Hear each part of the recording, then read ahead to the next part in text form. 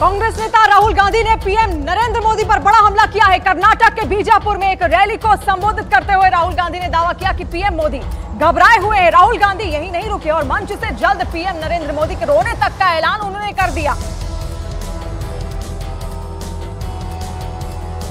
तो लगातार यहां कांग्रेस नेता राहुल गांधी ने निशाना साधा है प्रधानमंत्री नरेंद्र मोदी पर और बड़ा हमला उन्होंने किया। कर्नाटक के बीजापुर में एक रैली को संबोधित कर रहे थे और तभी उन्होंने प्रधानमंत्री नरेंद्र मोदी को निशाने पर लिया और ये कहा कि मोदी घबराए हुए हैं। कल भी उनका कुछ ऐसा ही बयान सामने आया था, जिसके बाद लगातार वो विवादों में थे। आप प्रधानमंत्री के भाषण देखते हो, घबराए हुए हैं। शायद कुछ ही दिनों में स्टेज पे आंसू निकल आए। आप प्रधानमंत्री के भाषण देखते हो, घबराए हुए हैं। शायद कुछ ही दिनों में स्टेज पे आंसू निकल आए। आप प्रधानमंत्री के भाषण देखते हो।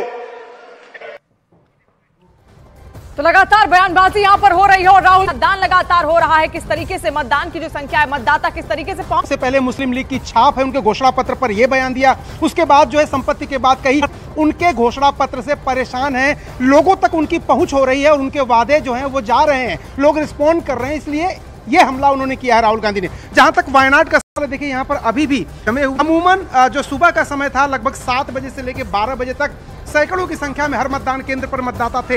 इस वक्त शाम का वक्त है, 2-2.25 घंटे और बचे हुए हैं जब मतदान की प्रक्रिया खत्म हो जाएगी। हालांकि 6 बजे तक जितने भी लोग बूथ के अंदर आ जाते हैं उनको वोट दिलवाना ही पड़ता है, ये मैंडेटरी है, ये आवश्यक है। लेकिन उसके बावजूद देखेगा यहाँ तो 50 की संख्या में लोग हैं यहाँ पर। महिलाएं भी उतनी ही संख्या में आ रही है वोटिंग के लिए जितनी संख्या में पुरुष आ रहे हैं। जहाँ तक राहुल गांधी का सवाल है, देखिए यहाँ से सेफ सीट जरूर उनके लिए। पिछली बार 4,31,000 वोट से वो जीते थे और जब से ये कंस्टिट्यूएंसी बनी है और तमाम पॉलिटिकल बयानबाजी भी इस बीच हो रही है। लेकिन बहुत बड़ी खबर सामने आ रही है। देश में लोकसभा चुनाव के बीच संसाधनों पर मुसलमानों के पैर का फैलाया था और कांग्रेस ये कहती रही थी कि मनमोहन सिंह ने मुसलमानों को संसाधन पर हक देने की बात की, ये नहीं की थी। पीएम मोदी ने कहा कि मनमोहन सिंह के बयान सामने आने से कांग्रेस को सांप सूंघ गया है। तो प्रधानमंत्री लगातार हमलावर हैं कांग्रेस पर। I said minorities, particularly the Muslim minorities, if they are poor, they have prior claims on the resources of the country. I use the word all for minorities and I added particularly the minorities, if they are poor, they have a prior right on the resources of the country. I stand by that.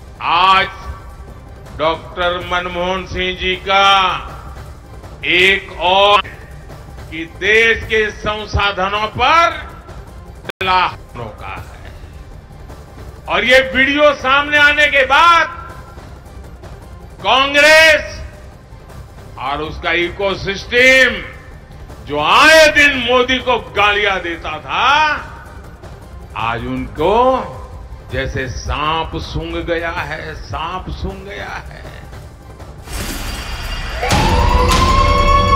और BJP ने अब इसे बड़ा मुद्दा बना लिया है। BJP के राष्ट्रीय अध्यक्ष जेपी नड्डा ने कहा है कि कांग्रेस देश के बहुसंख्यक समाज खासकर SC, ST और OBC से नफरत करती है, ये उनका कहना है। यहाँ पर बयान सामने आया है खुद जेपी नड्डा का और धीरे धीरे ये मुद्दा अब और ज्यादा गर्माता हुआ। और कर्नाटक में भाजपा सरकार ने रिलीजन बेस्ड रिजर्वेशन को खत्म कर दिया था, लेकिन कांग्रेस की सरकार आते ही तमाम मुस्लिम को OBC कैटेगरी में डाल दिया। कर्नाटक में भी OBC के अंदर कैटेगरी 2B बनाकर मुस्लिम जातियों को आरक्षण दे दिया गया। कांग्रेस ने अपने मैनिफेस्टो में कहा है कि देश के बहुसंख्यकवाद की कोई जगह नहीं, मतलब उन्होंने SC, ST, OBC से सख्त नफरत है, क्योंकि देश में बहुसंख्यक आबादी इन्हीं वर्गों की है। ये कांग्रेस का मैनिफेस्टो है और ये कांग्रेस का उद्देश्य। मतलब यह है कि कांग्रेस पहले से ही आधार बना रही थी कि येन केन प्रकारेण मुस्लिम को SC अनुसूचित जाति घोषित कर मुसलमानों को SC आरक्षण की वैधता दिला दी जाए। कांग्रेस की SC, ST और OBC के अधिकारों पर डाका डालने की यह आदत बहुत पुरानी है। यहां तक कि बाबा साहब भीमराव अंबेडकर ने 27 अक्टूबर 1951 को कहा था कि पिछले 20 वर्ष दिए हैं, लेकिन उन्होंने एक बार भी अनुसूचित जाति के कल्याण के बारे में बात नहीं की। इससे आप अंदाजा लगा सकते हैं कि कांग्रेस पार्टी को हमारे लोगों के प्रति कितनी सहानुभूति है। पंडित नेहरू हमेशा मुसलमानों के पक्ष में रहते। मैं नहीं चाहता कि मुसलमानों की अपेक्षा, कदापि हम नहीं चाहते कि मुसलमानों की अपेक्षा अन्य समुदायों की कीमत पर अनुचित लाभ नहीं उठाना चाहिए। जिन्हें अधिक सुरक्षा की आवश्यकता है उन्हें ही लाभ देना चाहिए।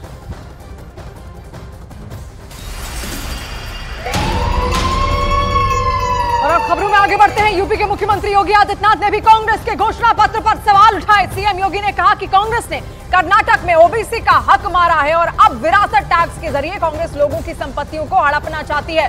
सीएम योगी आदित्यनाथ का यह बयान सामने आया है और कल लगातार इसको मुद्दा बनाने का एक प्रयास भी हुआ था। बयानबाजी इस पर लगातार हो रही थी और अब सीएम योगी आदित्यनाथ ने कांग्रेस के घोषणा पत्र पर सवाल उठाए और कहा कि कांग्रेस ने कर्नाटक में ओबीसी का हक मारा। कर्नाटक में कांग्रेस नेतृत्व की सरकार है और कर्नाटक की कांग्रेस नेतृत्व की सरकार ने जिस तरीके से पिछड़े वर्ग के आरक्षण के लाभ में जबरदस्ती मुस्लिमों को घुसेड़ करके और उनके अधिकार में बंदरबांट करने और उसमें लूट करने की शुरुआत प्रारंभ की है, ये सभी संदेह पैदा करता है। मजहबी आधार पर देश के विभाजन की आधारशिला रखना चाहते हैं। दूसरी तरफ किसी ने मेहनत से अगर अपनी संपत्ति अर्जित की है, घर बनाया है, कोई प्रॉपर्टी बनाई है, खास तौर पर हमारी माताएं बहनें अपने लिए जेवर खरीदती हैं, उसको ये अपने अधिकार में ले लेंगे। विरासत जो बाप दादों की कमाई है उसका आधा ये लोग हड़प लेंगे।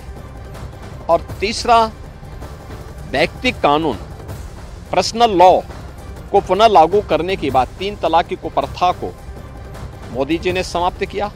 ये कहते हैं हम फिर से लागू करेंगे। यानी महिलाओं का इससे इन कारणों से हुआ था। अगर कोई राजनीतिक दल आज के दिन पर भी उन मुद्दों का उल्लेख करते हुए और बड़ी खबर लोकसभा की है। पश्चिम बंगाल में 3 बजे तक 60% लगभग वोटिंग हुई है और मणिपुर में 3 बजे तक 68% हुई है और उत्तर में 3 बजे तक लगभग 43% वोटिंग और मध्य प्रदेश में 3 बजे तक 46% मतदान हुआ है। लगातार अपने मताधिकार का इस्तेमाल करने के लिए मतदाता पहुंच रहे हैं और देखिए तस्वीरें भी देखिए, उन दिग्गजों की भी तस्वीरें देखिए जिन्होंने आज अपने मताधिकार का किया है। इसके आम पास से जो अब ईवीएम में कैद हो गया है और 4 जून को नतीजे आएंगे। दूसरे फेज का ये चुनाव है और ऐसे में ये तस्वीर बेहद महत्वपूर्ण। स्थितियां बताई किस तरीके से कहां पर अब तक लगभग 3 बजे तक कितना मतदान कहां पर हुआ है, वो वोट फीसद भी हमने आपको गिनाया और इसके अलावा तमाम जो बड़े दिग्गज चेहरे हैं वो भी चुनाव प्रचार तो